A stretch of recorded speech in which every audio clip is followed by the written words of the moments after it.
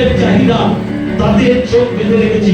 ঈশ্বরের পরিকল্পনা দেখার সুযোগ নেই, ঈশ্বরের পরিকল্পনা দেখার সুযোগ নেই।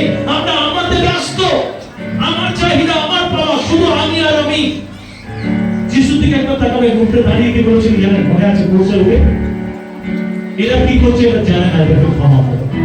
বলেনি আমার উপরে এত প্রেম, এত কষ্ট, আমি এদের ছাড়বো না, আমি শাস্তি চাই। বলেনি? উড়িষ্যার মনে আছে? উড়িষ্যার ঘটনা, একটা ফুল ফ্যামিলিকে জানিয়ে দিয়েছিল প্রচারকে। তার স্ত্রী যখন কোর্টে গেছে, কোর্টে যখন জিজ্ঞাসা করছে কি শাস্তি দেওয়া উচিত, বলছে আমরা খ্রিস্টান, ওনাকে ক্ষমা করে দিন, ছেড়ে দিন।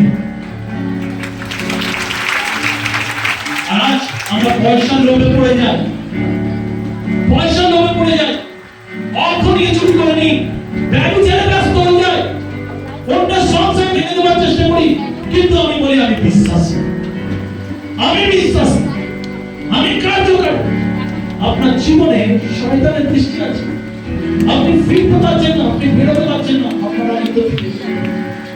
তাই আমাদের প্রয়োজন পবিত্র আত্মার হাত ধরা, তাই তো? আমাদের কি প্রয়োজন? পবিত্র আত্মার হাত ধরা।